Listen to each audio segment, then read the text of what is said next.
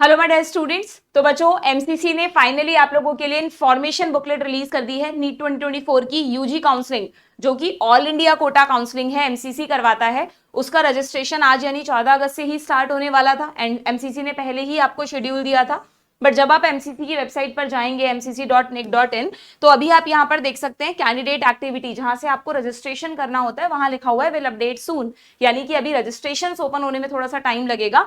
But तब तक MCC ने इंफॉर्मेशन बुलेटिन रिलीज कर दिया है, जिसमें अगर आप इसे ओपन करेंगे तो ये एक लॉन्ग पीडीएफ है जिसमें लगभग 71 पेजेस हैं। तो वो पूरा तो आपके लिए पढ़ना पॉसिबल नहीं है। वैसे तो मैं कहूंगी अगर आपके पास टाइम है तो आप इसे पूरा भी पढ़ सकते हैं, बट इसमें जो भी इंपॉर्टेंट पॉइंट्स हैं, जो आपके 4 इंपॉर्टेंट राउंड्स हैं काउंसलिंग के बच्चों, उनमें आपको किस क्या क्या इंपॉर्टेंट चीजें पता होनी चाहिए, कौन से राउंड का फ्री एग्जिट क्या होता है, कब हमारा सिक्योरिटी अमाउंट फोरफिट हो जाता है, फोरफिट यानी जब्त हो जाता है कि वो आपको रिफंड नहीं किया जाता, किस कंडीशन में वो आपको रिफंड मिलेगा, इन रूल्स की एक प्रॉपर इंफॉर्मेशन होना बहुत जरूरी है। तो इस वीडियो को ध्यान से देखें, पेशेंस के साथ पूरा समझें कि कैसे आपको इन चारों राउंड्स में पार्टिसिपेट करना है, किस तरह से चॉइस फिलिंग करनी है, जिससे आपको अननेसेसरी ऐसा ना हो कि जो कॉलेज मिल सकता था वो ना मिले, या आप ऐसा कोई कॉलेज भर दें अननेसेसरी जिसमें आप एडमिशन चाहते ही नहीं थे, और अगर आपने ऐसा कॉलेज भर दिया, अभी बताऊंगी मैं किस राउंड में नहीं, तो फिर आपका सिक्योरिटी अमाउंट रिफंड ही नहीं होगा। अगर आपने ऐसा कोई कॉलेज भर दिया यूं ही मजे मजे में कि ठीक है देखा जाएगा एडमिशन लेना है या नहीं, और आपको वो सीट अलॉट हो गई और आपने एडमिशन नहीं लिया, तो हो सकता है आपका सिक्योरिटी अमाउंट भी क्या हो जाए, फोरफिट हो जाए। तो कुछ रूल्स हैं, फर्स्ट राउंड सेकेंड राउंड किसमें फ्री एग्जिट है किसमें नहीं है, उन्हें आपको ध्यान से समझना है। ओके, तो अगर हम इस बुकलेट में देखें बच्चों, सबसे पहले मैं आपको इस बुकलेट में ना सबसे एंड में आपको फीस बताई है कि काउंसलिंग में पार्टिसिपेट करने के लिए फीस स्ट्रक्चर क्या है। तो मैं स्टार्टिंग में आपको इन शॉर्ट बताऊं तो दो तरह की, आपको पता है ना एमसीसी किसके लिए काउंसलिंग करवाता है। एमसीसी काउंसलिंग करवाता है पूरे ऑल ओवर इंडिया में जितने भी स्टेट्स में गवर्नमेंट मेडिकल कॉलेजेस हैं, उनकी 15% सीट्स एमसीसी भरेगा, 15% सीट्स, क्योंकि 85% सीट्स तो स्टेट अपनी काउंसलिंग के थ्रू भरेगा। उसके अलावा जो सेंट्रल यूनिवर्सिटीज हैं, डीयू, एएमयू, बीएचयू, इनकी 100% सीट्स भी यहीं से भरी जाएंगी। हालांकि इनमें कोटा होता है दो तरह का, कि 15% सीट सब बच्चों के लिए ओपन होती है और 85% सीट्स वहां के बच्चों के लिए होती है, बट काउंसलिंग उसकी यही करवाता है। जैसे अगर आप राजस्थान स्टेट से हैं तो आपकी काउंसलिंग तो राजस्थान स्टेट यूनिवर्सिटी, मतलब जो मेडिकल यूनिवर्सिटी है वो करवाएगी, लेकिन जो बच्चा एएमयू बीएचयू के इंटरनल कोटा के लिए एलिजिबल है उसकी काउंसलिंग एमसीसी ही करवाएगा। ऐसे ही अगर हम एम्स की बात करें तो ऑल ओवर इंडिया हमारे जो 20 एम्स हैं अभी तक, उनकी भी सारी 100% सीट्स एमसीसी ही भरेगा, है ना। ईएसआईसी एक कोटा होता है, उसकी भी। इवन जो डीम्ड यूनिवर्सिटीज हैं, ठीक है, उन डीम्ड यूनिवर्सिटीज में भी जो 100% सीट्स हैं वो एमसीसी के थ्रू ही भरी जाती हैं। कुछ जरूर स्टेट के प्राइवेट मेडिकल कॉलेजेस होते हैं जो स्टेट की काउंसलिंग के थ्रू भरे जाते हैं, अदरवाइज जो डीम्ड यूनिवर्सिटीज हैं उनकी भी 100% सीट्स यहीं से भरी जाएंगी। तो यहाँ पे फीस को दो पार्ट्स में डिवाइड किया गया है बच्चों। जो बच्चे डीम्ड यूनिवर्सिटीज में भी एडमिशन चाहते हैं उन्हें फी थोड़ी सी ज्यादा पे करनी होती है, बट जो बच्चे सिर्फ गवर्नमेंट इंस्टीट्यूशंस में ही एडमिशन चाहते हैं उनके लिए फी स्ट्रक्चर बहुत कम है। क्या रखा गया उनके लिए, आपको काउंसलिंग में रजिस्टर करते वक्त 1000 प्लस 10,000 यानी 11,000 रुपीज पे करने होंगे। बट अमाउंट सोच के, मतलब सुन के ऐसे घबराओ मत, क्योंकि इस 11,000 अमाउंट में 10,000 रुपीज रिफंडेबल है। यानी अगर आपको कोई कॉलेज अलॉट नहीं होता है या आपने एडमिशन नहीं लिया, उसके भी रूल्स हैं अलग अलग, कब आपको रिफंड होगा कब नहीं होगा वो मैं भी आपको आगे बताऊंगी। भी जस्ट फीस बता रही हूं कि आपने 1000 प्लस 10,000 जो फी पे की है, भी हम गवर्नमेंट कॉलेजेस की बात कर रहे हैं, ठीक है। ये 1000 प्लस 10,000 किसके लिए है, this is for the unreserved students, जो जनरल स्टूडेंट्स हैं। और जो कैटेगरी वाले स्टूडेंट्स हैं उनके लिए फी स्ट्रक्चर क्या है, उनके लिए ये फी स्ट्रक्चर में 1000 की जगह 500 है और 10,000 की जगह 5,000, यानी जस्ट 50% कम कर दो, ठीक है। तो उनके लिए वही हो जाएगा कि 500 रुपीज नॉन रिफंडेबल है और जो रिमेनिंग 5,000 है वो रिफंडेबल है, ठीक है। कब रिफंडेबल है दैट विल सी। तो ये अमाउंट हर बच्चे को काउंसलिंग के टाइम पर पे करना है। यानी काउंसलिंग में जब आप रजिस्टर्ड करेंगे एमसीसी की काउंसलिंग में, तो अगर आप गवर्नमेंट इंस्टीट्यूट्स के लिए अप्लाई कर रहे हैं तो अनरिजर्व्ड कैंडिडेट्स 11,000 रुपीज पे करेंगे, जिनमें से 10,000 रिफंडेबल है, और जो बाकी की कैटेगरी वाले स्टूडेंट्स हैं वो 5,000 प्लस 500 5,500 रुपीज पे करेंगे, जिसमें से 500 उनका 5000 उनका रिफंडेबल है। ठीक है, क्लियर। तो अब कब ये फीस आपको रिफंड होगी कब नहीं, उसके रूल्स को एक बार ढंग से समझ लेते हैं। एमसीसी ने अपनी बुकलेट में चार्ट फॉर्म में चारों राउंड्स को समझाया, वही मैं आपको यहाँ पर बताने वाली हूँ। ठीक है, तो सबसे पहले एमसीसी की बुकलेट में अगर आप जाएंगे स्टार्टिंग में, तो इन्फॉर्मेशन दे रखी है कैंडिडेट्स के लिए, बहुत सिंपल सिंपल से पॉइंट है। उनमें जो मैंने कुछ चीजें हाईलाइट की हैं जो आपको ध्यान देनी है, जैसे यहाँ पर लिखा है कि आपका मतलब ऐसा होता है ना, कई बार मेडिकल कॉलेजेस में एडमिशन के लिए कुछ लोग आपको फंसा लेते हैं कि हमें आप फॉर्म भर दो, हम आपका एडमिशन करा देंगे। नहीं, आप अगर एमसीसी के थ्रू एडमिशन ले रहे हो या आप अपनी स्टेट के थ्रू भी ले रहे हो बच्चों, तो हमेशा ध्यान रखो पूरा का पूरा काउंसलिंग प्रोसेस ऑनलाइन है। You have to submit your application online. ठीक है, जो रजिस्ट्रेशन वगैरह आप कर रहे हैं। यहाँ पर एक और चीज लिखी है कि आप जो further advice to fill the application form on their own on the MCC website, कि आप कोशिश करें कि आप ये जो भी प्रोसेस में पार्टिसिपेट कर रहे हैं खुद से करें, किसी थर्ड पार्टी या एजेंट को उसमें बीच में ना इन्वॉल्व करें। क्योंकि आपको पता है मेडिकल सीट्स में एडमिशन में, गवर्नमेंट में तो नहीं बट जो डीम्ड के लिए अप्लाई करते हैं उनमें बहुत ज्यादा घपलेबाजी होती है, बच्चों को फंसा लिया जाता है, बहुत कई बार बहुत सारा अमाउंट उनसे ले लिया जाता है और उन्हें कोई कॉलेज नहीं मिलता है। ठीक है, तो आप खुद से, बहुत ईजी है, कोई टफ नहीं है इस प्रोसेस में, आपको थोड़ा सा बस पेशेंस के साथ वीडियो देखना है और चीजों को समझना है।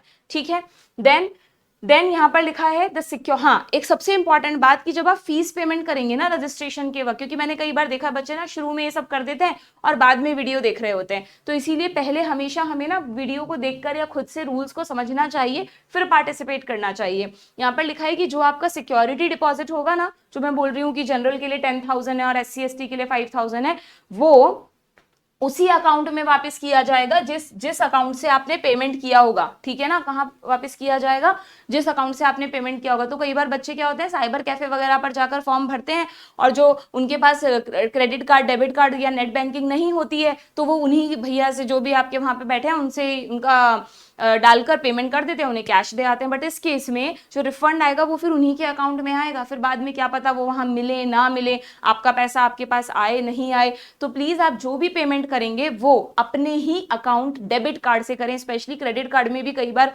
रिफंड में प्रॉब्लम्स आती हैं, तो या तो नेट बैंकिंग या डेबिट कार्ड आपका या आपके पेरेंट्स का ही यूज करें, आपके जो भी नोन रिलेटिव्स हैं। ठीक है, क्लियर। हाँ, अब यहां पर एक बहुत इंपॉर्टेंट पॉइंट है जिसको हम आगे फ्लो चार्ट में समझेंगे। एक बार बता देती हूं कि जो सिक्योरिटी डिपॉजिट है, it will be forfeited if a candidate who has been allotted a seat in the second round or subsequent round and does not join their respective institution। एक बहुत इंपॉर्टेंट पॉइंट समझो कि MCC के जो 4 rounds हैं counselling के, उनमें से सिर्फ और सिर्फ फर्स्ट राउंड में फ्री एग्जिट की फैसिलिटी है। फ्री एग्जिट का मतलब होता है कि आपने कोई चॉइस फिलिंग की, आपको मन मुताबिक कॉलेज मिल भी गया और आपने ज्वाइन भी नहीं किया, आपको बाद में लगा कि नहीं यार मुझे तो ज्वाइन नहीं करना, मुझे तो नेक्स्ट राउंड में जाना है, कॉलेज अलॉट हुआ है फिर भी आप ज्वाइन नहीं कर रहे हो, तो आप फ्री एग्जिट कर सकते हो, but only at the time of first round. क्योंकि फर्स्ट राउंड जब एमसीसी का चल रहा है तो बहुत सारे बच्चों के ना स्टेट काउंसलिंग के राउंड अभी नहीं हुए हैं। तो कई बार बच्चा क्या होता है, ऑल इंडिया कोटा से उन्होंने चॉइस भर दी और स्टेट काउंसलिंग में भी चॉइस भर दी। अब स्टेट काउंसलिंग में उन्हें बेटर कॉलेज मिल गया और ऑल इंडिया कोटा में फर्स्ट राउंड में उतना अच्छा कॉलेज नहीं मिला जितना स्टेट में मिला, तो बट ऑब्वियस वो बच्चा स्टेट से उठाएगा। तो इसलिए एमसीसी कहता है कि अगर all India counselling AIQ counselling में अब हमने आपको कॉलेज अलॉट कर दिया फर्स्ट राउंड में और आपको वो कॉलेज नहीं चाहिए, तो कोई बात नहीं, आप फ्री एग्जिट कर सकते हो। फ्री एग्जिट का मतलब आप अब सेकेंड राउंड में पार्टिसिपेट मत करना। पार्टिसिपेट करने का मतलब सेकेंड राउंड में कोई चॉइस फिलिंग मत करना। आपका जो फर्स्ट राउंड की फीस है, सिक्योरिटी अमाउंट है, वो अपने आप आपके अकाउंट में रिफंड आ जाएगा। ठीक है ना, लेकिन ये फैसिलिटी फर्स्ट राउंड के बाद किसी भी नेक्स्ट राउंड में नहीं है। सेकेंड, थर्ड या स्ट्रे वैकेंसी राउंड, तीनों में अभी आप रूल्स में देखेंगे कि आगे के जो तीनों राउंड हैं, अगर उनमें ऐसा होता है कि आपने अपने मन मुताबिक कॉलेज भरा, एमसीसी ने आपको दे भी दिया और फिर आपको उसमें एडमिशन नहीं चाहिए, है ना, तो आपकी सिक्योरिटी अमाउंट रिफंड नहीं होगी। ठीक है, तो फ्री एग्जिट का जो ऑप्शन है वो सिर्फ और सिर्फ फर्स्ट राउंड में है, ये आपको दिमाग में रखना है। इसीलिए मैं आपको कह रही हूँ कि चॉइस फिलिंग करते वक्त बहुत ही ध्यान से करना है। उन्हीं कॉलेजेस को हमें भरना है जिनमें हम एडमिशन चाहते हैं, हमें लगता है कि हाँ यार मिल जाए तो हम उसमें ले लेंगे। बट यस, फर्स्ट राउंड में आपको ये फ्लेक्सिबिलिटी दी गई है कि भाई ठीक है कोई बात नहीं, फर्स्ट राउंड में सब कुछ भर दो, आपको मिल रहा है तो भी आप फ्री एग्जिट कर सकते हो, नहीं मिल रहा है तो आप बट ऑब्वियस फ्री एग्जिट ही है वो, तो है ना। समझ में आ गया कि आपको ये चीज? अभी मैं डिटेल में आगे समझाऊंगी, बट यहाँ हाईलाइटेड पॉइंट ये लिखा हुआ था जो हमें ध्यान देना था, ठीक है। उसके बाद वही सिंपल रूल्स हैं यहाँ पर लिखा है। हाँ, अब क्या होता है ना, रजिस्ट्रेशन के वक्त आपको वो, जैसे आपने नीट का जब फॉर्म भरा था एनटीए की वेबसाइट पे, अपनी सारी पर्सनल डिटेल वगैरह भरी थी, वो बहुत ज्यादा नहीं भरवाएंगे, कुछ डिटेल्स ही आपको दोबारा भरवाएंगे, बाकी ज्यादातर डिटेल्स वो आपकी एनटीए के पोर्टल से उठाने वाले हैं, जिससे अननेसेसरी ना मिसमैचिंग ना हो। तो आपकी जो आपने एनटीए में फॉर्म फिलिंग में भरी थी वही डिटेल्स यहाँ पर उठाई जाएंगी, ठीक है। वही सेम क्राइटेरिया यहाँ पर है जो नीट के लिए है कि भाई जो जनरल बच्चा है उसका 12th में physics, chemistry, bio and English चारों सब्जेक्ट में इंडिविजुअल पास होना जरूरी है, और पीसीबी में तीनों में एग्रीगेट जो है वो 50% या उससे ज्यादा होना चाहिए। ये किसके लिए है? ये है general and general EWS. General EWS को बाकी रिजर्वेशन बेनिफिट मिलते हैं बट मार्क्स रिलैक्सेशन नहीं मिलता, उनके लिए 50% वाला ही है। और SC, ST, OBC, NCL and PWD वालों के लिए 50% की जगह ये लिमिट क्या है? ये लिमिट है 40%। इस पर मैं कई बार अलग से वीडियोस भी बना चुकी हूं, तो you are well known for that, ठीक है। चलिए, नाउ यहां पर लिखा है कि हाँ, इसमें लिखा है कि आप जिस भी कॉलेज में एडमिशन लेना चाहते हैं उस कॉलेज के बारे में, उस कॉलेज की आजकल जनरली ना ज्यादातर कॉलेज की, चाहे वो गवर्नमेंट कॉलेज हो, प्राइवेट कॉलेज हो, अलग से वेबसाइट्स होती हैं बच्चों। आप हर कॉलेज की वेबसाइट पर जाकर वहां पे क्या है, फीस स्ट्रक्चर क्या है, वहां क्या फैसिलिटीज हैं, हॉस्टल है या नहीं है, बाहर रहना पड़ेगा या वहां पे, मतलब जो भी आपको जानना है उसके बारे में, वो प्लीज आप वेबसाइट पर जाकर पहले पूरा उसके बारे में जान लें, क्योंकि एमसीसी कह रहा है कि भाई हम इसके लिए रिस्पॉन्सिबल नहीं है। हाँ, बॉन्ड वहां पर है या नहीं है, हम ये सब कुछ नहीं बताने वाले, आपको ही खुद से ये चीजें पता करनी है, ठीक है। थोड़ा बहुत एमसीसी डेटा देता है, लास्ट ईयर जैसे उसने जो भी पार्टिसिपेटिंग इंस्टीट्यूट है उनकी लिस्ट दी थी, होपफुली इस बार भी वो उस लिस्ट को अपडेट करेंगे, बट आपको कंफर्मेशन वहीं से मिलेगा कॉलेज की वेबसाइट से, ठीक है। Then yes, candidates are advised to confirm their eligibility before registering। हालांकि जो मैंने आपको क्या कहा अभी शुरू में कि एमसीसी किसके लिए काउंसलिंग करवाता है, एक तो 15% ऑल इंडिया कोटा सीट्स जो सबके लिए ओपन है, ऐसा नहीं कि राजस्थान वाले को राजस्थान की मिलेगी, गुजरात वाले को गुजरात की मिलेगी, 15% seats of each medical college, government medical college सबके लिए एलिजिबल है, ठीक है। सब बच्चे उसके लिए एलिजिबल है, मतलब सबके लिए ओपन है। लेकिन जो इंटरनल कोटा वाली सीट्स है ना, जो एमसीसी फिल करवाता है, जैसे इसमें लिखा हुआ है कि central universities, JIPMER, AMU, BHU, उनमें मैंने कहा ना 2 तरह का कोटा है। 15% सीट सबके लिए ओपन है, 85% सीट्स उन बच्चों को मिलेगी जो वहां के हैं। ऐसे ही डीयू, दिल्ली यूनिवर्सिटी में भी ये रूल है, पर ये जो दिल्ली यूनिवर्सिटी है, बीएचयू है, एएमयू है, इनकी जो 85% सीट्स है ना, वो वहां के स्टेट काउंसलिंग नहीं कराते। वो कहते हैं भाई हमारी तो सेंट्रल यूनिवर्सिटी है, आप ये 85% सीट्स दो तो हमारे बच्चों को, लेकिन काउंसलिंग आप ही करा दो। तो फिर उस केस में आप अपनी एलिजिबिलिटी चेक कर लें कि अगर आप उन 85% सीट्स के लिए भर रहे हैं तो आप एलिजिबल हैं भी या नहीं, ठीक है। जैसे डीयू वाले में होता है कि जिस बच्चे ने दिल्ली से 11th-12th की है, कुछ क्राइटेरिया होते हैं डोमिसाइल के, वो बच्चे उन 85% सीट्स के लिए एलिजिबल है, ठीक है, clear. Now candidates are advised to confirm the fee structure from the college, especially deemed universities। वही की फीस आप अपने आप से कंफर्म कर लें। कई डीम्ड यूनिवर्सिटीज में बहुत हाई फी स्ट्रक्चर है, कहीं आप वो कॉलेज भर दें, आपको अलॉट हो जाए और आपको फिर एडमिशन लेना नहीं हो, क्योंकि डीम्ड वाले में तो जो आपकी वो है ना काउंसलिंग फीस, वो 2 लाख है बच्चों, जो रिफंडेबल है। तो बाई चांस आपको वो मिल गया और आपने नहीं लिया तो आपके 2 लाख रुपए डूब जाएंगे। डीम्ड के लिए, सिर्फ जो डीम्ड में पार्टिसिपेट करना चाहते हैं, गवर्नमेंट के लिए इतना नहीं है, ठीक है। तो ये सारी चीजें एमसीसी ने शुरू में ही आपको बता दी हैं। यहाँ पर ये भी लिखा है no communication will be directly. MCC ना किसी को कोई इंडिविजुअल मोबाइल पे मैसेज कर रहा है कि भाई आपको ये सीट हॉट हो गई, या मेल कर रहा है, ऐसा नहीं है, ठीक है। जो है एमसीसी की वेबसाइट पे ही आएगा, तो आप कंटिन्यूअस अपडेट इसके कॉन्टैक्ट में रहेंगे, mcc.nic.in जिस पर हम ये सब देख रहे हैं। एंड जो मोबाइल नंबर और ईमेल आईडी आपने एनटीए पे फॉर्म फिलिंग के वक्त यूज किए थे ना बच्चों, वही आपको यहां पर यूज करने हैं, क्योंकि एमसीसी उन्हीं पर आपको ओटीपीज भेजेगा। नए नंबर्स या नई email IDs are not allowed, ठीक है, क्लियर। सारी बातें समझ में आ गई। देखो ये इंपॉर्टेंट पॉइंट की, जो security amount will be refunded to the same account जहां से आपने पेमेंट किया है। सो पेमेंट आप अपने ही अकाउंट से करें, प्लीज किसी और के अकाउंट से ना करें, ठीक है, जिससे आप रिफंड नहीं ले सकते हो वापस। ओके, ये कुछ एब्रिविएशंस हैं, चाहो तो पढ़ लेना, बाकी नॉट नेसेसरी। अब आते हैं हम इन मेन 4 राउंड्स पर, जो हमें समझने हैं कि एक्चुअली में क्या होता है। फ्लो चार्ट से बहुत इजीली आपको समझ में आ जाएगा। देखो, सबसे सबसे पहले अगर हम बात करें कि यहाँ पर आपने रजिस्ट्रेशन करोगे, आप mcc.nic.in जैसे ही स्टार्ट हो जाएगा, 14 अगस्त से स्टार्ट होने वाला है, आज शाम तक रात तक हो जाएगा, ठीक है। अब आपको वहां पर रजिस्ट्रेशन करना होगा, रजिस्ट्रेशन के दौरान फी पेमेंट करना होगा, ठीक है। फी पेमेंट में आपको दोनों, रजिस्ट्रेशन जैसे मैंने कहा 1000 रुपए और सिक्योरिटी डिपॉजिट 10,000 या 500 रुपए 5,000, डीम्ड के लिए और भी ज्यादा है ना, तो वो जो भी आपके लिए है वो आपको करना होगा। एंड फिर जब डेट आएगी कि भाई अब चॉइस फिलिंग स्टार्ट हो गई है, मैंने पूरा शेड्यूल बताया था कब से कब रजिस्ट्रेशन होता है, कब से कब चॉइस फिलिंग होता है, चॉइस फिलिंग करनी होगी। आप जब तक उस चॉइस फिलिंग को लॉक नहीं करते हैं तब तक आप उसको मॉडिफाई कर सकते हैं, और फाइनली एक डेट होती है कि भाई आज आपको अपनी चॉइसेस लॉक करनी है, उस दिन आपको अपना उसमें ऑप्शन आता है लॉक चॉइस कर दें, उसके बाद आप उसे मॉडिफाई नहीं कर सकते। हालांकि इसमें भी ये है, अगर कोई बच्चा चॉइस फिलिंग को लॉक नहीं कर पाता है तो आफ्टर अ टाइम, मतलब जिस दिन वो लास्ट लिमिट है उसके बाद वो चॉइस अपने आप लॉक हो जाती है, ठीक है। तो जैसे ही आपने ये काम कर दिया उसके बाद क्या होगा, अब एमसीसी का काम शुरू होगा। एमसीसी देखेगा कि उनका जो सॉफ्टवेयर है कि किस बच्चे को कौन सी सीट देनी अलॉट होती जाएगी, और राउंड 1 का सीट अलॉटमेंट लिस्ट एमसीसी की वेबसाइट पर आ जाएगी, ठीक है।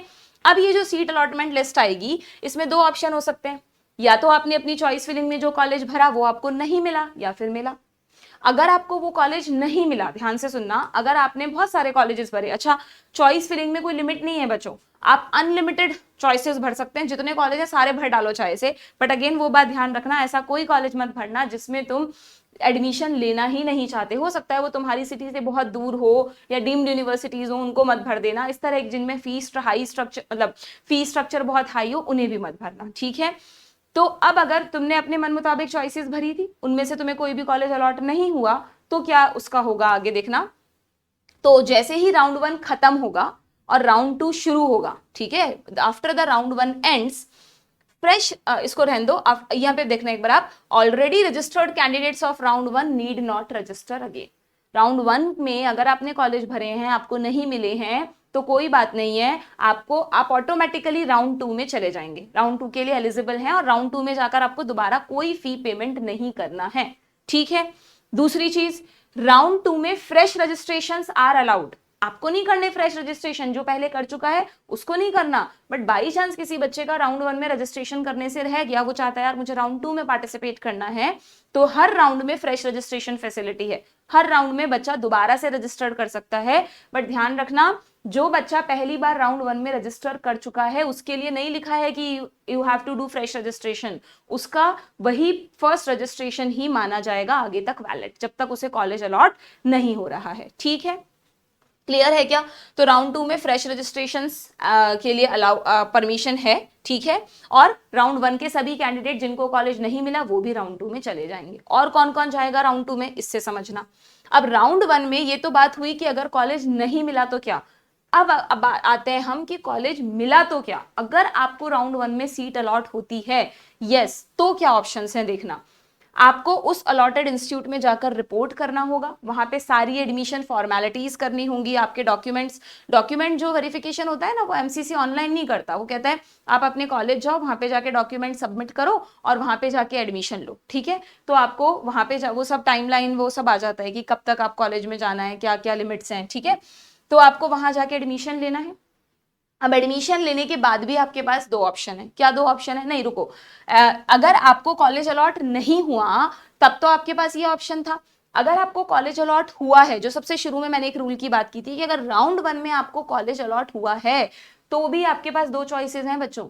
अगर राउंड 1 में आपको कॉलेज अलॉट हुआ है तो आप या तो कॉलेज जाओ और एडमिशन ले लो, या आप फ्री एग्जिट भी कर सकते हो। आपका मन नहीं है उस अलॉटेड कॉलेज में जाने का, मत जाओ, आप फ्री एग्जिट माना जाएगा। यानी फ्री एग्जिट का मतलब क्या है कि मान लो भाई ये कौन करेगा, ये बच्चा कि राउंड 1 में उसको सीट मिल रही है और मन मुताबिक सीट मिल रही है फिर भी वो नहीं ले रहा, ये वही बच्चा करेगा जिसको स्टेट कोटा के थ्रू कोई सीट मिल गई होगी बेटर, तो उसने स्टेट कोटा के थ्रू एडमिशन ले लिया है, तो बट ऑब्वियस अब उसको एमसीसी की काउंसलिंग में पार्ट नहीं लेना, तो वो राउंड 1 में जो कॉलेज मिला है, ध्यान से सुनना, राउंड 1 में जो कॉलेज मिला है उसमें एडमिशन नहीं लेना चाहता, ना ले, कोई दिक्कत नहीं है। पर ऐसा बच्चा जब राउंड 2 शुरू होगा ना, तब उसमें दोबारा चॉइस फिलिंग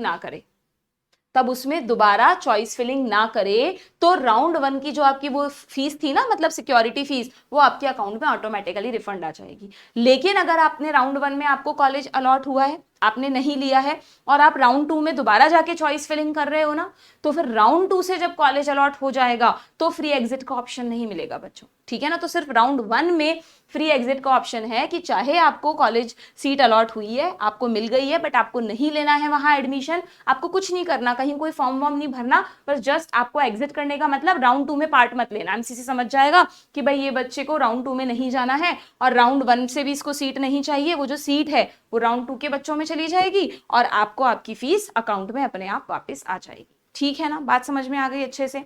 तो आपके पास राउंड 1 में सीट अलॉट होने के बाद फ्री एग्जिट का ऑप्शन है। फ्री एग्जिट का मतलब आप एग्जिट कर सकते हो बिना आपकी जो फीस है उसके फोरफिट हुए, ठीक है। नाउ अब यहां पर अगर हम देखें कि आपको जो सीट अलॉट हुई है, आपके पास दूसरा ऑप्शन क्या है, या तो आपने नहीं ली या आपने ली। अगर आपने ये सीट ली है, यस वहां जाके एडमिशन लिया है, तो आपके पास एक ऑप्शन और है बच्चों। क्या आप चाहते हो यार नहीं यार मुझे लग रहा है सेकंड राउंड में ना इससे बेटर सीट मिल जाएगी, बहुत बार मिलती है, जनरली बच्चे अपग्रेड भी करते हैं। अगर आपको मन मुताबिक सीट मिल गई, एम्स दिल्ली मिल गया, एम्स जो भी चाहिए था, ऋषिकेश वगैरह, जो मन मुताबिक सीट है आपकी आपका टॉप कॉलेज की सीट है वो मिल गई, तब तो ठीक है, आप क्यों ही अपग्रेड करना है अननेसेसरी। बट अगर नहीं मिली है तो आप अपग्रेड करोगे। तो जब आप अपग्रेड करोगे ना बच्चों, तो अब यहाँ पे ध्यान से समझना अपग्रेड कैसे करना है और ध्यान से करना है। If you are willing for upgrade to round 2, अगर आप राउंड 2 में जाना चाहते हो, स्टिल आपने राउंड 1 में एडमिशन ले लिया है, फिर भी आप राउंड 2 में पार्टिसिपेट करना चाहते हो, तो उसके लिए क्या ऑप्शन है। नहीं करना चाहते हो, आराम से उस इंस्टीट्यूट में पढ़ाई करो, नो प्रॉब्लम। अगर करना चाहते हो पार्टिसिपेट, तो आपको राउंड 2 में जाके क्या करना है, आपको सिर्फ राउंड 2 में जाकर चॉइस फिलिंग करनी है। अब राउंड 2 में कौन कौन सा बच्चा चॉइस फिलिंग करेगा, देखो, एक तो जिसको राउंड 1 में सीट मिली ही नहीं वो चॉइस फिलिंग करेगा, रजिस्ट्रेशन तो नहीं करना ना, कर चुका। एक जिस बच्चे ने एडमिशन ले लिया वो बच्चा जाके राउंड 2 में चॉइस फिलिंग करेगा, ठीक है। और अगर किसी बच्चे ने राउंड 1 में रजिस्टर ही नहीं किया था, तो राउंड 2 में फ्रेश रजिस्ट्रेशन करके भी चॉइस फिलिंग कर सकते हैं, ठीक है। अब आपने यहाँ पे रजिस्ट्रेशन तो करने नहीं है राउंड 2, क्योंकि जो राउंड 1 की आपकी लिस्ट होती है ना, कौन सी लिस्ट, ये प्रायोरिटी लिस्ट जो आप भरते हो, प्रेफरेंस लिस्ट, ये नल एंड वॉइड हो जाती है, ठीक है। आपको दोबारा से चॉइस फिलिंग करनी होती है। तो इसीलिए जो फर्स्ट राउंड में आप चॉइस फिलिंग करते हो ना, उसके फोटोग्राफ्स लेके रख लेना, बहुत मेहनत से बच्चे बनाते हैं वो लिस्ट, फिर भूल जाते हैं राउंड 2 में हमें क्या भरना है। चाहे आप सेम भर दो दोबारा, लेकिन आपको दोबारा भरनी पड़ेगी, ठीक है। तो राउंड 2 में you have to do new choice filling, वो सबको करनी है जो राउंड 2 में आ रहा है, ठीक है। अब राउंड 2 में आप सबने चॉइस फिलिंग वगैरह करके छोड़ दी। राउंड 2 में एमसीसी ने देखा सॉफ्टवेयर ने किसको कौन सी सीट अलॉट करनी है, और सीट अलॉट हो गई, लिस्ट आ गई एमसीसी की वेबसाइट पर। अब क्या होगा सुनना, अब राउंड 2 में जब सीट्स अलॉट होंगी, मतलब राउंड 2 का सीट अलॉटमेंट प्रोसेस कंप्लीट होगा, तो अगेन दो बातें हैं, या तो राउंड 2 में सीट नहीं मिली या मिली है। जिनको राउंड 2 में भी सीट मिली ही नहीं, सीट ही नहीं मिल रही है, तो ठीक है, उनका क्या है, वो राउंड 3 के लिए एलिजिबल है, उन्हें कुछ नहीं करना, अंडरस्टूड है कि वो राउंड 3 में जा चले गए, एमसीसी अपने आप उनको राउंड 3 में कंसीडर कर लेगा, ठीक है। बट अगर पर राउंड 3 में कंसीडर कब करेगा, वही राउंड 3 में भी जाकर चॉइस फिलिंग करनी होगी। अगर कोई बच्चा चाहता है राउंड 2 तक भी मुझे सीट नहीं मिली, मुझे राउंड 3 के झंझट में पढ़ना ही नहीं है, तो ठीक है, सिंपली राउंड 3 में जाकर चॉइस फिलिंग मत करना। तो आपको राउंड 2 के बाद आपको कॉलेज भी नहीं मिला, आपने बाद में राउंड 3 में चॉइस फिलिंग भी नहीं की, आपके अकाउंट में अपने आप आपका रिफंड आ जाएगा, ठीक है ना। तो राउंड 2 में क्या होगा कि कैंडिडेट राउंड 2 में अगर आपको कोई भी कॉलेज नहीं मिला है, तो आप एलिजिबल होंगे राउंड 3 के लिए, ठीक है। और अगर नहीं जाना है तो वहां जाके चॉइस फिलिंग मत करना। अब अगर आपको सीट मिली है तो क्या होगा, ध्यान से सुनना, अगर आपको सीट अलॉट हुई है तो उस केस में क्या करना होगा, उस इंस्टीट्यूट में जाकर एडमिशन लेना होगा। क्या, देखो, राउंड 2 सीट अलॉटेड, यस, तो यहां पर दो ऑप्शन है। अच्छा, उससे पहले इन्होंने एक चीज बहुत क्लियरली बताई है कि प्लीज वही बच्चा अपग्रेडेशन के लिए अप्लाई करना जिसको कॉलेज चाहिए दूसरा, या फिर ऐसे कॉलेज ही भरना अपग्रेडेशन में जो आपको मिल ही नहीं सकते। जैसे मान लो आपको किसी एम्स में एडमिशन मिल गया और आपको मन है कि यार काश एम्स दिल्ली मिल जाता, और आपने राउंड 2 के लिए अपनी चॉइस फिलिंग में एम्स दिल्ली भर दिया, ठीक है। अगर मिल गया तो बट ऑब्वियस आप अपना पुराना एम्स छोड़कर एम्स दिल्ली में चले ही जाओगे। बट अगर नहीं मिला आपको एम्स दिल्ली, तो आप वहीं पर खुश हो, ठीक है। बट अगर आपने कोई एक ऐसा कॉलेज भर दिया होता, एक ऐसा एम्स भर दिया होता जो आपके अभी एट प्रेजेंट आप जिस एम्स में हो ना राउंड 1 में, उससे लोअर एम्स है, तो और वो आपको अलॉट हो जाता बच्चों, तो पता है आप कितने बड़े लॉस में रहे। अब आपका मन बदल गया, आपने कहा यार मुझे राउंड 1 में जो एम्स मिला था मुझे तो वही पसंद आ गया, मेरे को तो इसी में रहना, राउंड 2 वाला एम्स नहीं चाहिए मुझे। अब आपके पास कोई चॉइस नहीं है। जैसे ही आप अपग्रेडेशन के लिए अप्लाई करते हो, राउंड 2 में चॉइस फिलिंग भरते हो ना, और अब वो सीट आपको अलॉट हो जाती है, तो राउंड 1 की सीट आपके हाथ से चली जाती है। अगर राउंड 2 में अपग्रेडेशन के बाद नई सीट अलॉट होती है तो राउंड 1 की सीट विल बी लॉस्ट। आप चाह के भी अब उस कॉलेज में नहीं रह सकते, आप कुछ नहीं कह सकते कि हमने फीस पे करी, हमने एडमिशन ले लिया। अगर आप सेटिस्फाइड थे तो आपने राउंड 2 में भरी ही क्यों सीट? ये सब एमसीसी ने इसलिए बनाया क्योंकि बहुत सारी सीट्स बच्चे वेस्ट कर देते थे, इसलिए इतने स्ट्रिक्ट रूल्स बनाने पड़े हैं, ठीक है। तो राउंड 1 की सीट आपको रिलीव करनी ही करनी पड़ेगी। अब आपका मन नहीं है राउंड 2 की सीट में लेने का तो मत लो, आप दोबारा तैयारी करो नीट की, या फिर आप स्टेट कोटा से कुछ उठाओ। बट अपग्रेडेशन में अगर आपको सीट मिल जाती है तो whether you have to take the admission in next college और यू हैव टू एग्जिट। लेकिन अब की बार एग्जिट भी फ्री में नहीं है। अब की बार अगर आपने ये अपग्रेडेशन वाली सीट नहीं ली ना तो आपका सिक्योरिटी अमाउंट आपको रिफंड भी नहीं होगा, आपको पनिशमेंट दिया जाएगा कि क्यों भरा तुमने कॉलेज, अगर तुम्हें नहीं चाहिए था तो वो 10,000 जो रिफंडेबल अमाउंट है वो भी कट हो जाएगा, ठीक है ना। तो इसलिए सिर्फ वही अपग्रेड करते वक्त उन्हीं कॉलेजेस को भरना अपनी चॉइस फिलिंग में जिनमें तुम्हें एडमिशन चाहिए, वरना राउंड 1 का कॉलेज तो जाएगा ही जाएगा तुम्हारे हाथ से। राउंड 2 का कॉलेज अगर तुम नहीं लोगे तो तुम्हारी फीस और चली जाएगी रिफंडेबल वाली, ठीक है ना, समझ में आ गई बात। तो ये बात ध्यान में रखनी है। अब ये जो सीट्स अलॉट हुई है राउंड 2 में, वहां पर क्या करना है ये लिखा है ना, देखो इन्होंने कि राउंड, अच्छा अब राउंड 2 में जिन जिन बच्चों को सीट अलॉट हुई है उन्हें वहां पर जाकर एडमिशन लेना ही लेना पड़ेगा।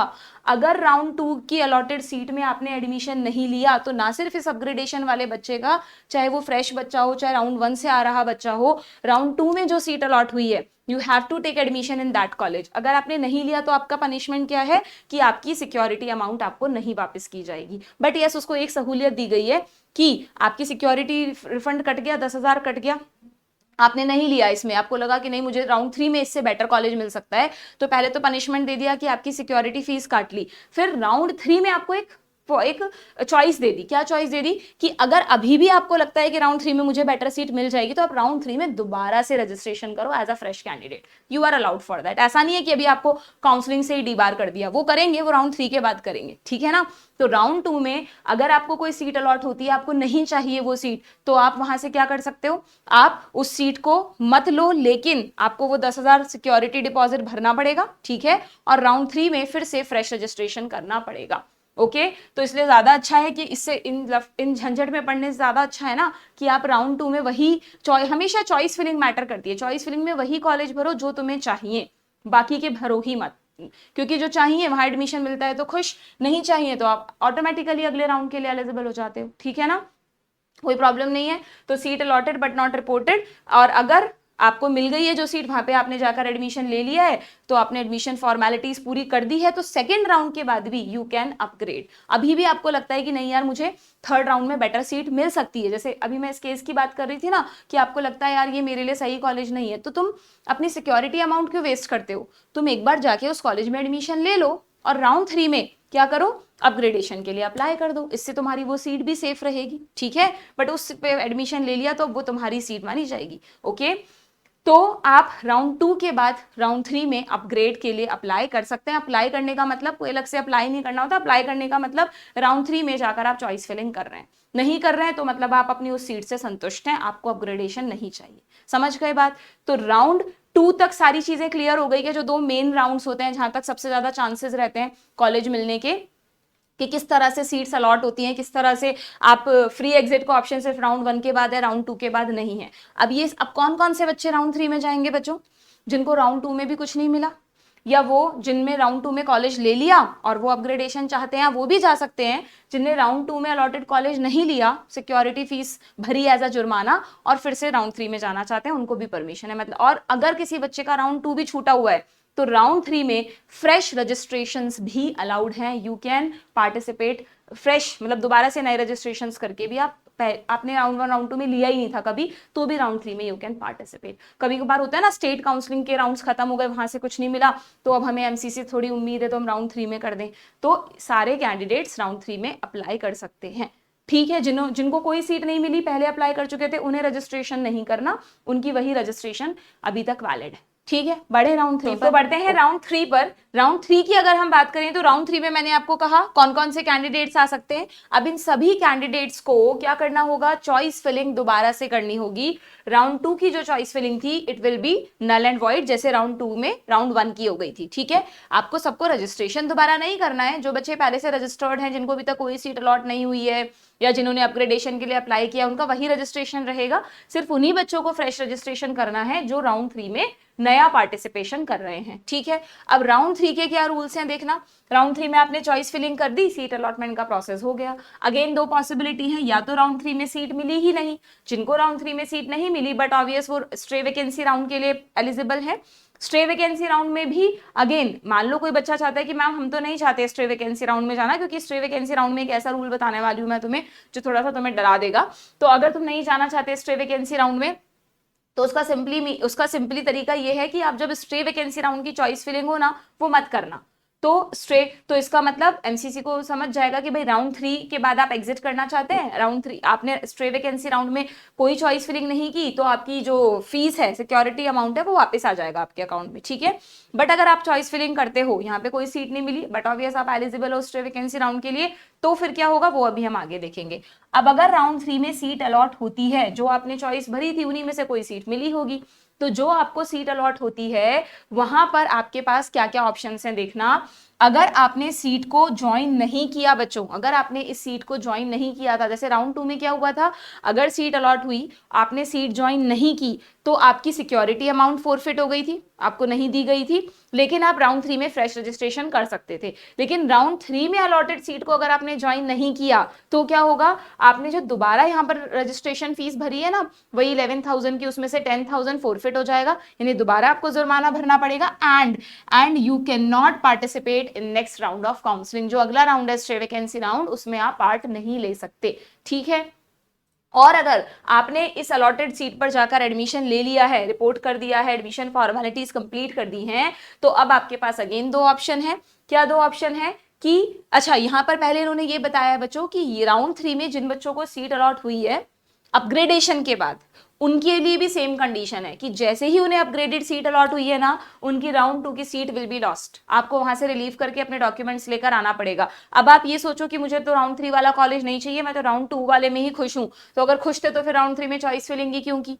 अगर तुमने राउंड 3 में चॉइस फिलिंग कर दी है और वो कॉलेज तुम्हें अलॉट हो गया है, तो राउंड 2 का कॉलेज आपके हाथ से चला जाएगा। आप चाहकर भी उसमें अपना एडमिशन नहीं ले, मतलब आपका एडमिशन वहां नहीं रहेगा। ठीक है, आपको राउंड 3 में ही जाकर एडमिशन लेना पड़ेगा, जो राउंड 3 में आपको सीट मिली है। अगर आप वो सीट नहीं ले रहे हो तो आपको रूल्स पता है कि आपकी सिक्योरिटी फीस चली जाएगी और आप आगे के राउंड में पार्ट नहीं ले सकते। ठीक है, और सबसे सेफ ऑप्शन कि जो आपको सीट अलॉट हुई है वहां जाओ, एडमिशन लो।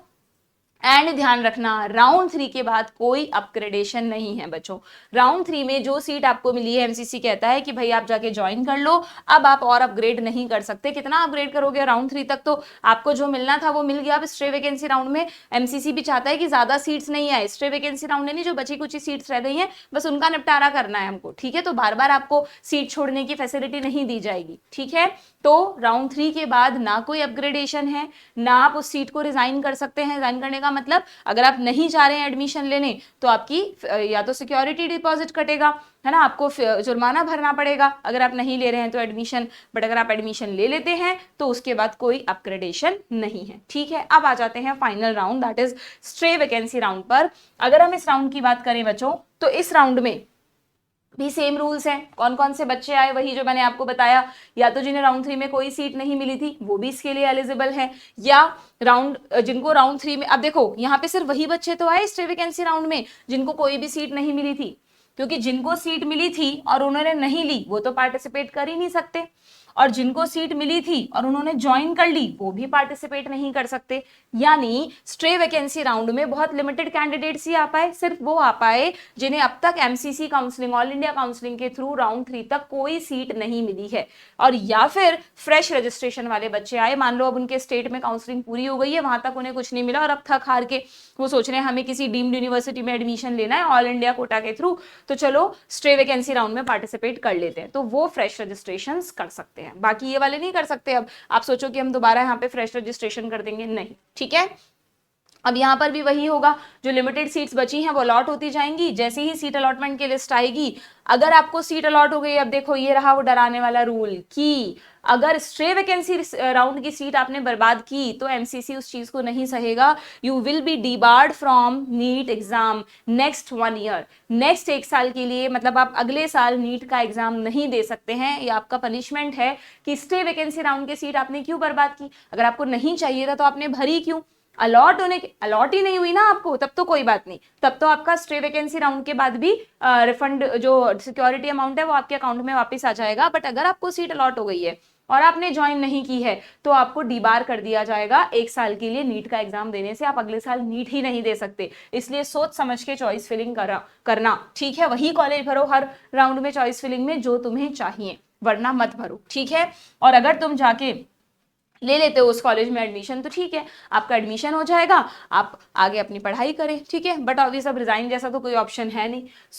सो समझ में आ गया आपको किस तरह से ये चारों राउंड्स होते हैं। तो ये जो मैंने आपको पूरा का पूरा प्रोसेस समझाया, हालांकि थोड़ा टाइम कंज्यूमिंग था ये इस प्रोसेस को समझाना, बट आई थिंक इसको देखने के बाद तुम्हें एक एक चीज समझ में आ गई होगी कि किस तरह से एमसीसी के राउंड्स में, काउंसलिंग में हर राउंड में पार्टिसिपेट किया जाता है, ठीक है। मेन इस बुकलेट में यहीं पर सारी चीजें खत्म हो गई हैं। बाकी अभी ये बुकलेट खत्म नहीं हुई है, अभी इस बुकलेट में और आपके 60 पेजेस बाकी हैं। मैं आपको इन शॉर्ट बता देती हूँ उन पेजेस में क्या है, पढ़ने की कोई खास जरूरत नहीं है। इन पेजेस में ना शुरू में आपको ये सब के बारे में इंडिविजुअली बताया है। जैसे मान लो अगर कोई बच्चा इनमें से कहीं एडमिशन चाहता है तो वो ये वाला पेज जाके पढ़ लो। अगर कोई बच्चा एएमयू में इंटरनल कोटा में एडमिशन चाहता है तो वो ये वाला पेज जाके पढ़ लो, क्योंकि हर देखो कहाँ कहाँ एडमिशन देता है ये एमसीसी। ऑल इंडिया कोटा यानी 15% सीट्स, डीम्ड यूनिवर्सिटीज, एम्स में जितने भी एम्स हैं, ईएसआईसी, सेंट्रल यूनिवर्सिटीज में दोनों तरह की सीट्स होती है। 15% सबके लिए होती है, 85% इंटरनल कोटा होता है, ठीक है। एएमयू, बीएचयू, हाँ। एएफएमसी के लिए जरूर याद रखना बच्चों कि अगर तुम्हें एएफएमसी जो आर्म्ड फोर्स, अगर आर्मी में तुम डॉक्टर बनना चाहते हो, वहां पे जाकर तुम एमबीबीएस करना चाहते हो आर्मी कॉलेजेस में, तो उसके लिए आप जब काउंसलिंग का फॉर्म भरेंगे ना रजिस्ट्रेशन के बाद, वहां पे एक ऑप्शन होता है एएफएमसी, उसमें आपको टिक करना होगा। तो ही जो जो बच्चे उसको टिक करेंगे उन बच्चों की लिस्ट एमसीसी एएफएमसी को भेज देता है। फिर एएफएमसी उनका एलिजिबिलिटी क्राइटेरिया चेक करता है, वो खुद बच्चों को मेल करके बुलाता है कि आपको कब काउंसलिंग के लिए आना है। एएफएमसी अपनी अलग करवाता है, लेकिन वहां पे जाने का पोर्टल किसके थ्रू है, एमसीसी के थ्रू। तो आपको एमसीसी के फॉर्म में टिक करना होगा, तभी आप एएफएमसी में पार्टिसिपेट कर सकते हैं। और कई बार ऐसा हुआ है कि आप एएफएमसी में बहुत थोड़े अलग तरह के रूल्स होते हैं, फिजिकल एग्जामिनेशन वगैरह होता है, वो पास नहीं कर पाते तो फिर आपको वहां पर सीट नहीं मिलती है, ठीक है। तो ऐसा नहीं आप एएफएमसी में टिक कर दोगे तो आपकी यहाँ की सीट चली जाएंगी, यहाँ पर आपको अलग सीट अलॉटमेंट होगा और एएफएमसी में भी आपको कंसीडर किया जाएगा। फिर आपकी इच्छा है, आप एएफएमसी में जाना चाहते हो, नहीं जाना चाहते हो तो जो एआईक्यू के थ्रू एमसीसी ने आपको कॉलेज अलॉट किया आप वो ज्वाइन कर लो, ठीक है। समझ में आ गया क्या। ऐसे ही जिपमर, बीएससी नर्सिंग सब में नहीं, सिर्फ कुछ सेंट्रल इंस्टीट्यूट्स हैं जिनकी काउंसलिंग एमसीसी करवाता है कुछ, और बाकी जो बीडीएस डेंटल की सीट्स हैं उनमें, तो उनके लिए सबके लिए एक इंडिविजुअल पेज है, जिसको इंटरेस्ट हो वो जाके पढ़ सकते हैं। बाकी जो मेन रूल्स हैं वो मैं आपको बता चुकी हूँ। देन फीस वाला आप जरूर एक बार देख लो दोबारा से, अगर देखना चाहते हो। This is given on page number 50 ना, तो हम एक बार इस पर और चले जाते हैं बच्चों। ये रहा आपका, एक सेकेंड, पेज नंबर 50, ये तो सारे आपके रूल्स हो ही गए, ठीक है। देन हाँ, यहां पर आपको अच्छा इसमें है ना कुछ एफएक्यूज भी हैं बच्चों, तो आप चाहो तो एक बार पढ़ लेना। बाकी जो रूल्स हैं वो मैंने आपको सारे बता दिए हैं, ठीक है।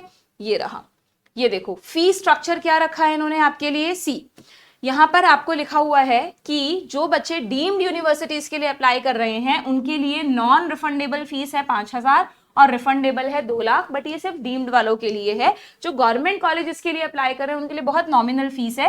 जो रजिस्ट्रेशन फीस है जो आपको रिफंड नहीं होगी वो 1,000 जनरल वालों के लिए और ईडब्ल्यूएस वालों के लिए, और बाकी एससी एसटी ओबीसी पीडब्ल्यूडी के लिए 500, ठीक है।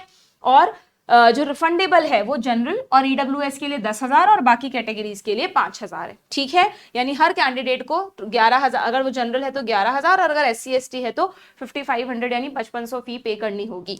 क्लियर है। और यहाँ पर लिखा भी है कि जैसे यहाँ पे एक एफएक्यू दिया है कि अगर हम जो डीम्ड में पार्टिसिपेट कर रहा है बट ऑब्वियस वो गवर्नमेंट में तो करेगा ही करेगा, तो क्या उसे दोनों के लिए अलग अलग रजिस्ट्रेशन करना है? नहीं, एक ही रजिस्ट्रेशन होगा। अगर आप डीम्ड वाले में भी जाना चाहते हो तो यू हैव टू पे हायर फीस, यानी आपको डीम्ड वाली फीस पे करनी है। जो बच्चा डीम्ड वाला फीस स्ट्रक्चर फॉलो करेगा ये वाला, वो अपनी चॉइस फिलिंग में गवर्नमेंट कॉलेजेस भी आराम से भर सकता है। बट जो गवर्नमेंट कॉलेजेस वाला रजिस्ट्रेशन फिल करेगा उसको डीम्ड यूनिवर्सिटीज फिल करने का ऑप्शन मिलेगा ही नहीं, ठीक है? तो ये चीज आपको ध्यान में रखनी है। क्लियर? बाकी फिर वही रूल्स हैं सेम जो मैंने आपको बताए। और लास्ट में यस वेरी इंपॉर्टेंट, यहाँ पर आपको है ना कॉन्टैक्ट भी दिया है, ये देखो, इसको भी आप एक फोटोग्राफ ले लो। ये 55 पेज नंबर 55 पर एमसीसी का कॉल सेंटर का नंबर है, टोल फ्री नंबर है ना, जिस पे आप कॉल कर सकते हो। मेल आईडीज भी दी हैं, अगर आपको कोई क्वेरी है तो आप इन मेल आईडीज पे पूछ सकते हो, ठीक है? देन लास्ट में बच्चों कुछ एनेक्सर्स दिए हैं, कुछ फॉर्मेट्स दिए हैं जो बच्चों को सर्टिफिकेट्स बनवाने होते हैं ना, उनके लिए है। ये कौन कौन से फॉर्मेट है? या शुरू में जो आपकी इंडेक्स थी ना उसमें इन एनेक्सर्स की लिस्ट है। ये देखो कहाँ गया आपका इंडेक्स, अभी हमने देखा था ना वो काउंसलिंग के चार्ट के बाद था, जस्ट अ मिनट, ये रहा। इसमें कौन कौन से एनेक्सर्स हैं? देखो, डिसेबिलिटी सर्टिफिकेट, कई बार बच्चे पूछते हैं कि मैम हमारे पास तो ऑलरेडी हमारे हॉस्पिटल से बना हुआ है, क्या वो चलेगा क्या? नहीं, अगर आप एमसीसी की काउंसलिंग में पार्टिसिपेट कर रहे हो तो आपको वही डिसेबिलिटी सर्टिफिकेट बनवाना पड़ेगा जो एमसीसी ने डेजिग्नेटेड सेंटर्स से बोला है। उसके लिए एक अलग वीडियो भी मैंने चैनल पे डाला हुआ है, इसमें भी एनेक्सर 1 में लिस्ट है कि कहाँ कहाँ से बहुत लिमिटेड सेंटर्स हैं, वहीं से आपको ये एमसीसी का सर्टिफिकेट, अपना पीडब्ल्यूडी सर्टिफिकेट बनवाना पड़ेगा, ठीक है? उसका फॉर्मेट भी दिया है यहाँ पर। एससी एसटी का सर्टिफिकेट जरूरी नहीं आप इसी फॉर्मेट में बनवाएं, को जो भी आपने बनवा रखा है वो वैलिड होता है, ओबीसी एनसीएल में भी वैलिड होता है, ईडब्ल्यूएस में भी वैलिड होता है। बट अगर नहीं है किसी के पास तो उनके लिए एमसीसी ने परफॉर्मा दिया है, ठीक है? एनआरआई के लिए है, ईएसआईसी के लिए है, डीयू के जो डीयू और एएमयू और जिपमर के जो इंटरनल कोटा के एलिजिबिलिटी क्राइटेरिया हैं वो भी लास्ट में इन एनेक्सर्स में दिए हैं। तो जो बच्चा, इनके जो 15% कोटा है वो तो सबके लिए ओपन है, और जो 85% सीट्स है उनमें आपको चेक करना है कि आप एलिजिबल हो या नहीं। तो आप इन तीनों, ये जो लास्ट के 4 हैं, इनको एक बार रीड कर लेना, ठीक है? तो this is all about the MCC information booklet, ठीक है? अब आप इससे एक बार है ना एमसीसी पे जैसे ही रजिस्ट्रेशन ओपन हो जाए आप रजिस्ट्रेशन करना स्टार्ट कर देना। एंड रजिस्ट्रेशन करने के बाद एक बार हम देख भी लेते हैं, क्या पता कुछ अपडेट जैसा हो गया और रजिस्ट्रेशन स्टार्ट हो गए हो। नहीं, अभी भी विल अपडेट सून ही आ रहा है बच्चों, ठीक है ना? तो जैसे ही रजिस्ट्रेशन स्टार्ट होंगे आप ये पूरा प्रोसेस कर लें। वीडियो को आपने अच्छी तरह देख लिया है, नहीं समझ आया तो मैं कहूँगी जैसे आप लेक्चर को रिवाइंड करके देखते हो, एक बार फिर से रिवाइंड करके देख लो, अपने नोट्स बना लो, लिख लो, तो आपको चीजें समझ में आ जाएंगी और अननेसेसरी आप कंफ्यूज नहीं रहोगे। इसी तरह जब भी आपके स्टेट के काउंसलिंग स्टार्ट होती है तो उनकी भी इंफॉर्मेशन बुकलेट आती है बच्चों, उसे भी आप रीड करें, पढ़ें, समझें। कोई भी प्रॉब्लम है तो मुझसे कमेंट बॉक्स में पूछें, I will help you. Okay, good bye.